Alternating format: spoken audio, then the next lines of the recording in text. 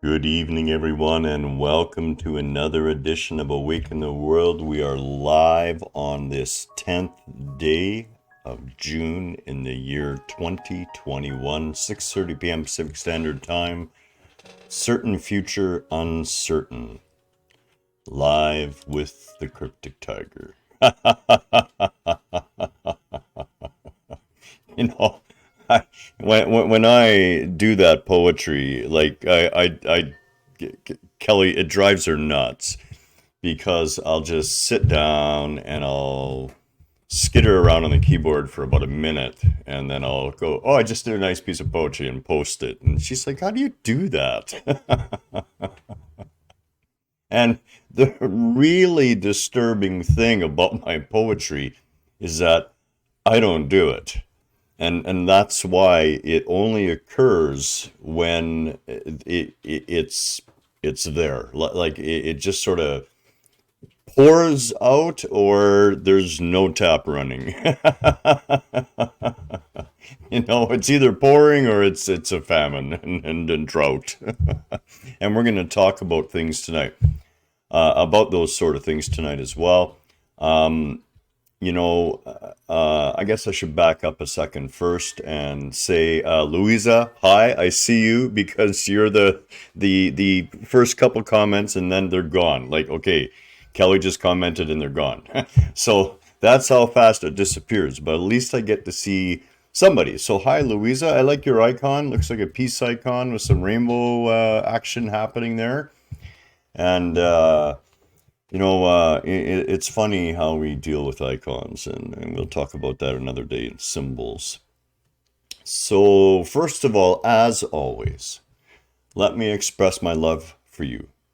You are part of me, and I am part of you. We are all part of one magnificent whole, whether we're talking about our communities or our families or the human race or all of creation or the divine consciousness. Everything is reflected in everything.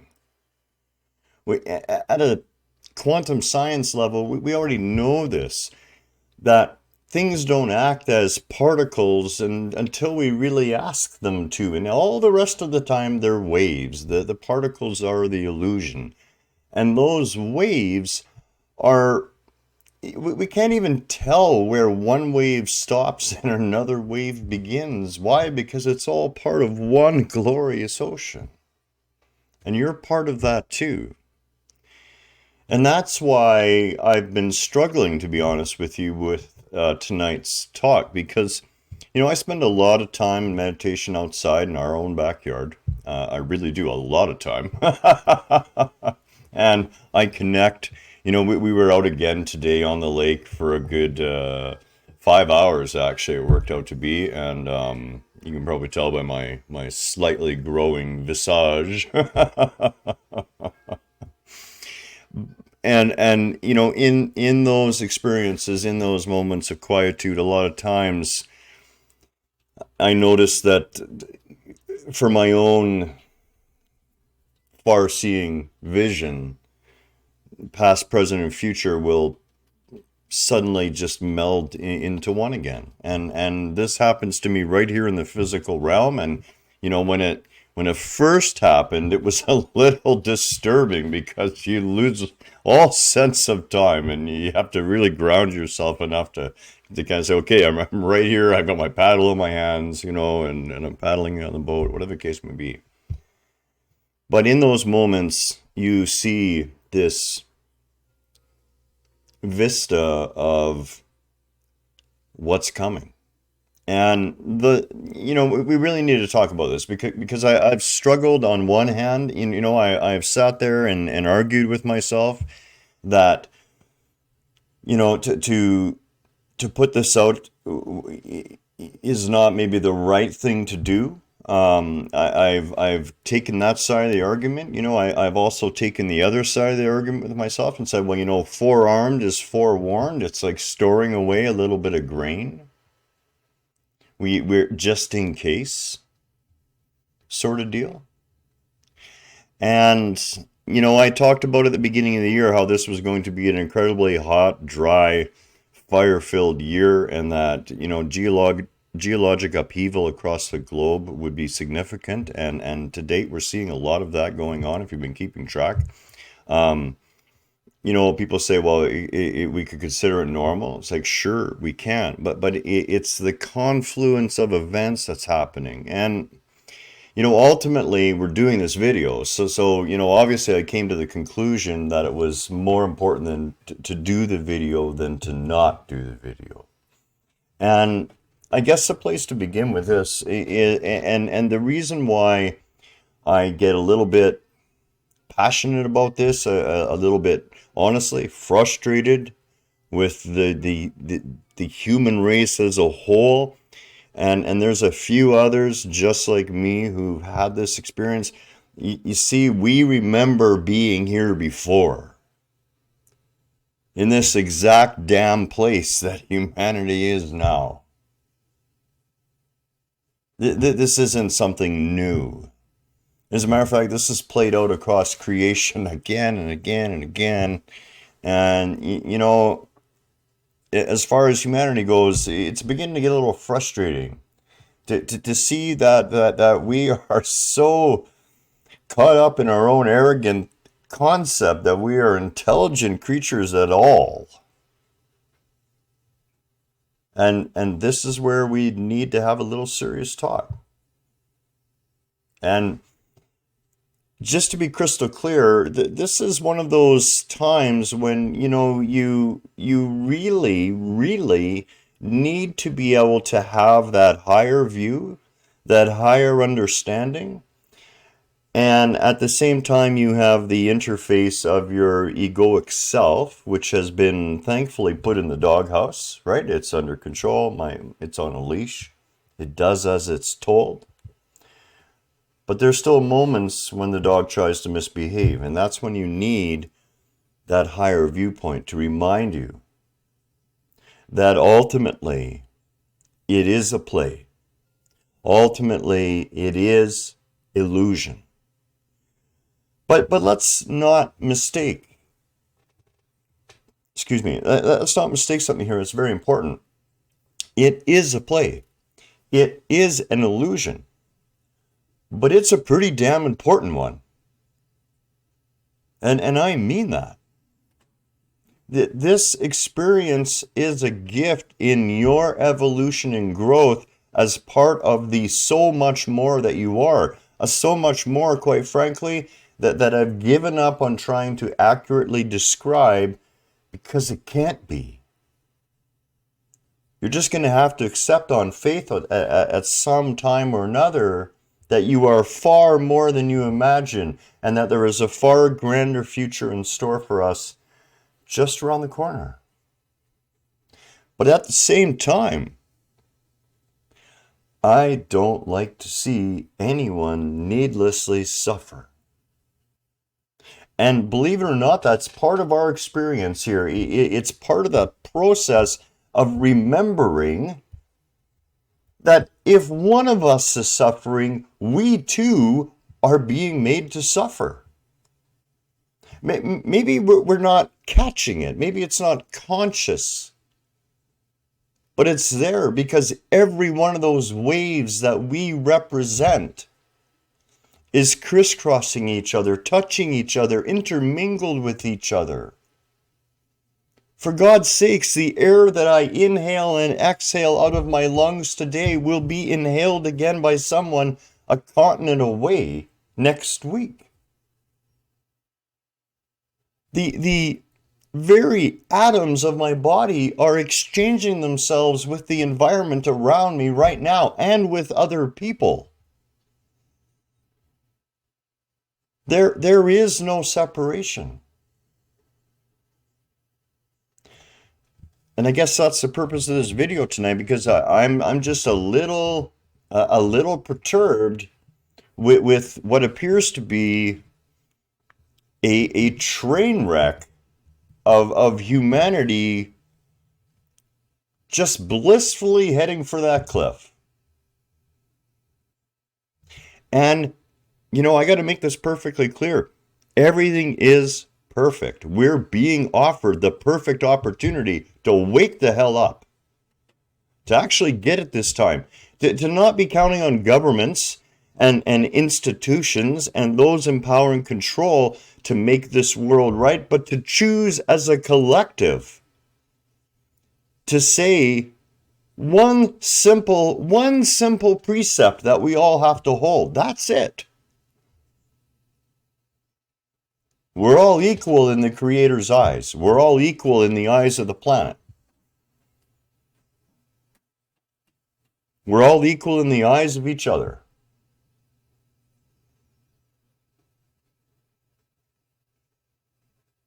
The sanctity of life. Do you know one of the number one causes of death in the world today of people between the ages of 15 and 44? Violence. Worldwide, some 783 million women are the victims. Get that number into your head. 783 million women are the victims of domestic abuse in some way. They've been abused by a partner or a former partner. 2 billion. Here's another one of those monster numbers that we just can't wrap our head around. And really, we're literally talking about 25% of the world's population, a little bit more than that, about 27.5%.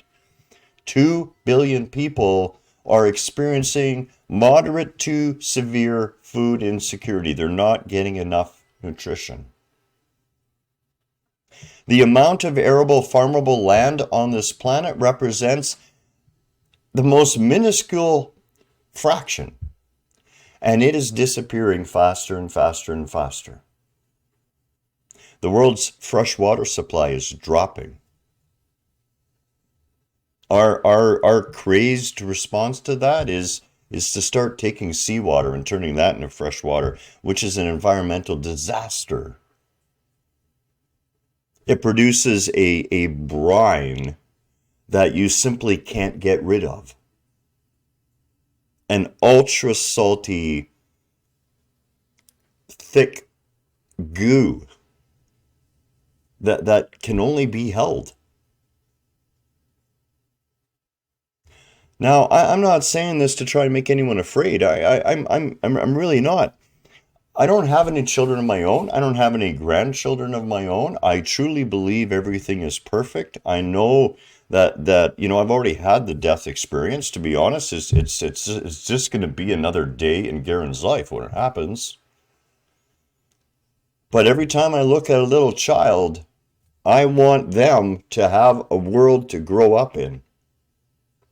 I want them to have the experience of awakening their own consciousness to the truth of who they are. I don't want to give them a world where the reason why we don't do things is because it costs too much.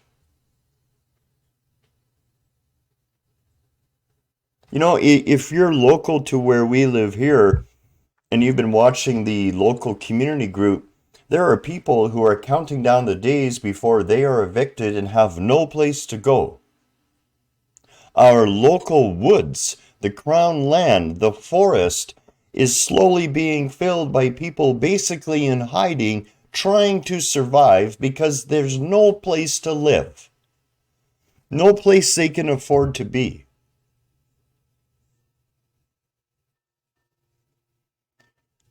I haven't even got to the future yet. I haven't. I'm just talking about today. Right now. We're not even getting to the future.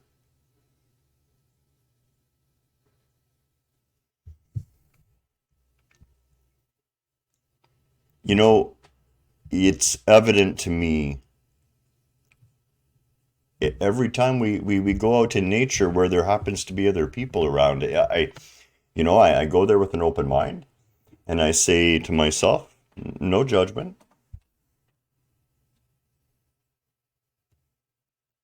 I'm going to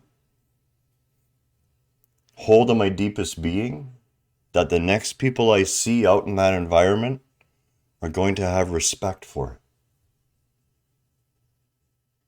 it. Today at Gardam, somebody, a young child perhaps, with a parent who didn't care or wasn't watching or whatever the case may be, dug up a nest of turtle eggs. We raced to rebury the eggs in the hopes that perhaps some of them would hatch.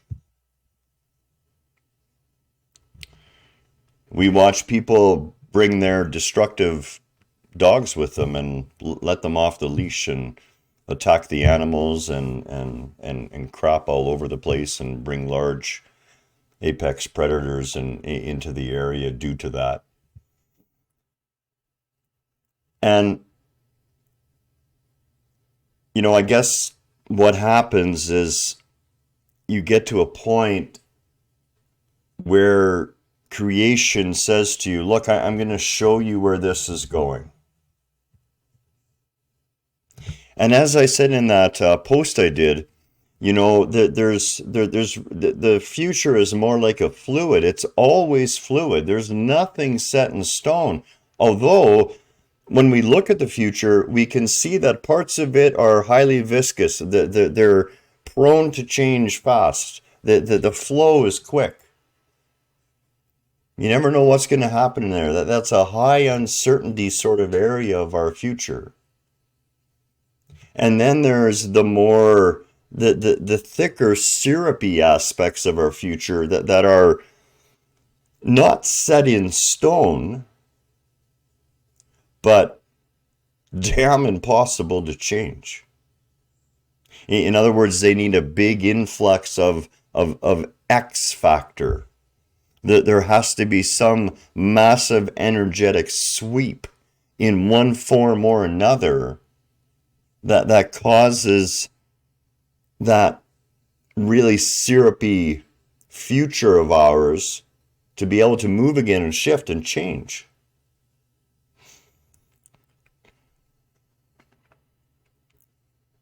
I can't mince words with this anymore, okay? We've got a decade from this point before the tipping point it's gonna accelerate from that point forward unbelievably fast, too fast, faster than anyone sitting there talking about this today is giving it credit for. We've got a decade to make real change in this world, and if we don't do something at the geopolitical level as well, we're going to be at risk of a major war within the next 5 to 7 years. As a matter of fact, it's almost inevitable. I don't want to even say it. This is a part that I've always struggled with, okay, is whenever I get these big downloads of this sort of information, I don't even want it. Because for one, I'm an eternal optimist. I have great faith in that X factor. I have great faith that humanity can, not will, but can make a choice. And we have to make that choice now. We can do this. This is the thing that gets me. We have all the technology, all the capability to change all of this in a 5-year window if we want to.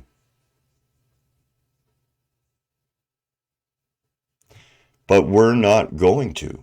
I wish to God I could say we were, but I've seen it. We're not. As a matter of fact, things are going to get steadily worse. At the end of the 5-year kind of trial period that I started talking about in 2017, and we're 2022 now is going to be like the end of that period, the slide's just going to continue. And then it's basically going to drop us over a cliff.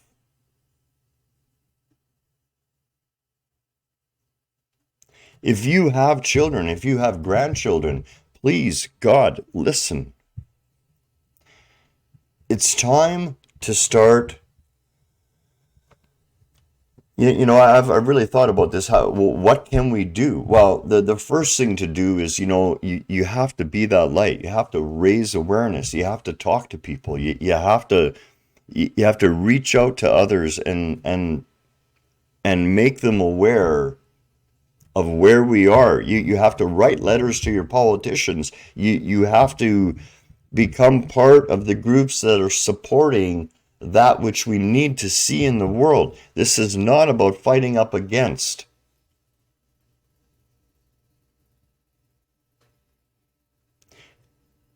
Here in Canada in the news today, people have been getting arrested and protesting and blockading logging roads trying to protect an old growth forest. Finally, the BC government, in its wisdom, declares a 2-year halt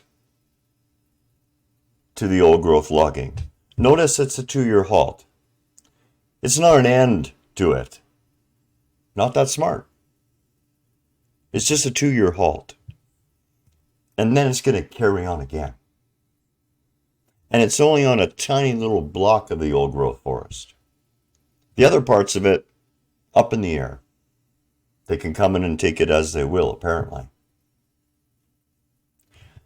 In the east of Canada, people woke up in the middle of the night to an emergency response text, letting them know that it was no longer safe to drink the water, that they should stay out of the water, they should not drink the water, that animals had died drinking the water, and this is the water coming out of people's taps.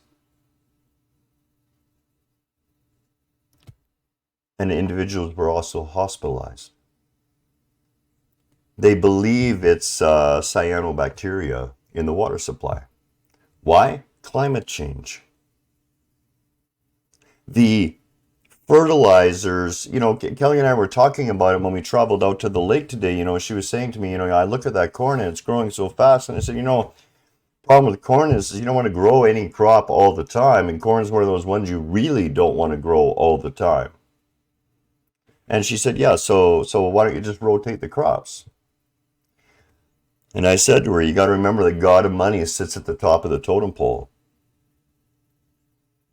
The farmer either needs to be subsidized to leave it lay fallow or to put a different cover crop on, because 9 times out of 10, the crop that needs to be planted to help that soil out again is not worth planting because its value is not high enough to warrant the expense. This is our thinking process on this planet, right? It doesn't matter that our water supplies are dropping. Canada has 1/5 of the world's fresh water. I don't even want to get into the coming issues that I have foreseen around water. But I've been telling Kelly, we got to get the hell out of here, because this is going to become a desert. If you look at what's happening in places like California and Nevada, and in Alberta, Saskatchewan, and Manitoba, which is a huge percentage of grain supply across the globe comes from here too. Everything is in a state of drought, some extreme drought. We're not getting the moisture. The fires, the heat, the loss of forest, it's all compounding the issue. And I don't want to be here a decade from now. I really don't. I gotta tell you, I gotta be honest with you. I've already seen this once. I don't really want to see it again. We have got to wake up. We have to make our own humanity that which sits at the top of the totem pole. Our willingness to care and look after not only each other, but to stop being the only supposedly intelligent species on the planet that soils its own frickin' nest all day long. I can't kayak anywhere anymore without garbage and more garbage and more garbage and pollution and little poisonous sheeny oil bits. What are we doing to this world? I can't describe the horrifying picture that I am being shown, but you can imagine in under a decade, tens of millions of people being forced to flee. Not tens of thousands, but tens of millions. As I said to a person the other day, imagine the whole of Canada, 35 million people having to stand up tomorrow morning and flee with whatever you could carry. And if you had grandma in a wheelchair, well, that's pretty much what you're going to be carrying. We have an idea that there's some sort of system in place to protect us. We are the system.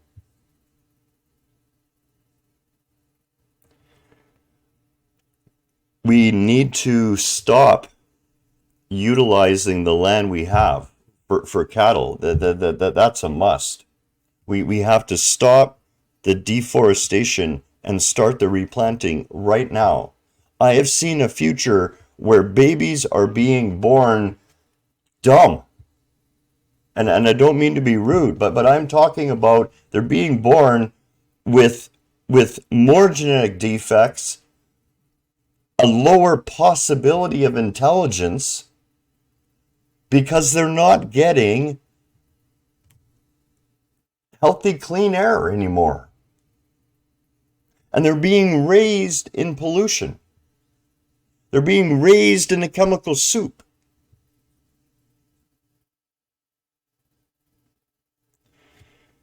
The visions of what's coming make the science, the future movies that we watch about the way things are going to be look like pablum in comparison a lot of times. I mean, we are going to devastate each other in our own fear and ignorance. We're doing it every day. The violence that is increasing in the world, the amount of domestic abuse that is increasing, the scrabbling for resources is very quickly going to come to a head. We have created a system where the seeds of its own destruction are already growing quite well.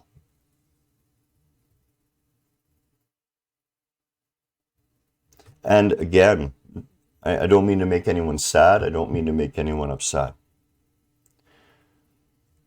What I'm trying to say is there's no time for nice talk anymore.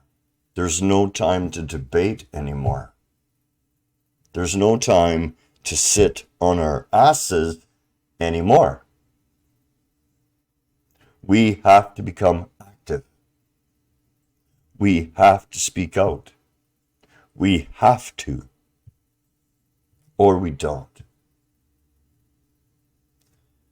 But if we don't, I guarantee you, the future I've seen coming is going to come.